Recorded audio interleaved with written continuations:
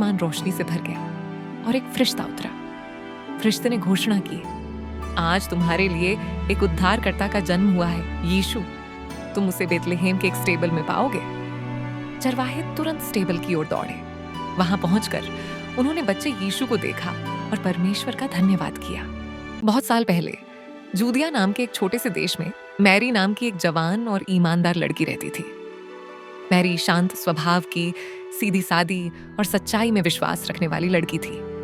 उसकी शादी एक ईमानदार बढ़ई जोसेफ से होने वाली थी। दोनों अपनी साधारण सी जिंदगी में खुश थे। एक रात मैरी घर में अकेली बैठी थी।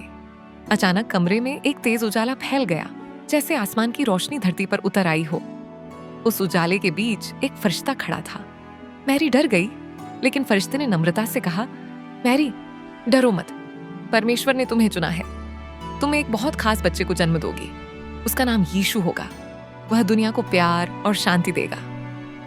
मैरी आश्चर्य में पड़ गई, लेकिन वह शांत होकर बोली, मैं परमेश्वर की दासी हूं।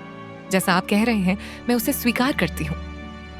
फरिश्ता यह सुनकर गायब हो गया, लेकिन मैरी के दिल में एक नई रोशनी और उम्मीद जग गई। कुछ महीनों बाद राजा ने आदेश दिया कि सब लोग अपने अपने शहर जाकर अपना नाम दर्ज करवाए। इसीलिए मैरी और जोसेफ को नाजरेत से बेतलेहेम तक लंबा सफर करना पड़ा।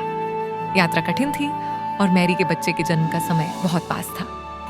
जोसेफ हर पल कोशिश कर रहा था कि मैरी को कम से कम तकलीफ हो। जब वह बेतलेहेम पहुंचे तो पूरा शहर भीड़ से भरा हुआ था। मैरी और जोसेफ ने हर जगह जाकर दरवाजा खटखटाया, लेकिन हर जगह से एक ही जवाब मिला, माफ करो, यहाँ जगह बिल्कुल खाली नहीं है। मैरी का दर्द बढ़ता जा रहा था और जोसेफ बहुत चिंतित हो गया। तभी एक नेक दिल आदमी मिला, जिसने कहा, मेरे पास कमरा तो नहीं है, लेकिन पीछे जानवरों का एक छोटा सा स्टेबल है। अगर चाहो तो तुम वहां ठहर सकते हो। लाचार होकर मैरी और जोसेफ ने वही स्वीकार किया।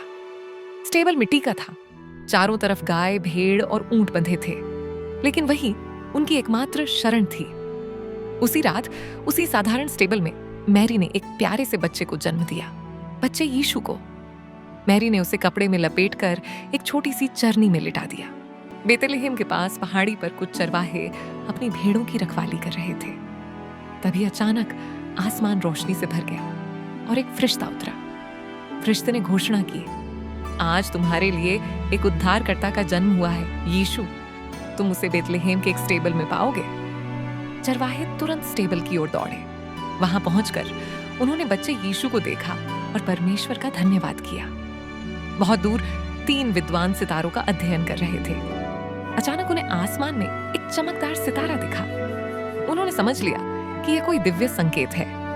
वह सितारे का पीछा करते हुए लंबी यात्रा करके बेतलेहेम पहुंचे और यीशु को 3 उपहार दिए, सोना, लोबान, गंधरस।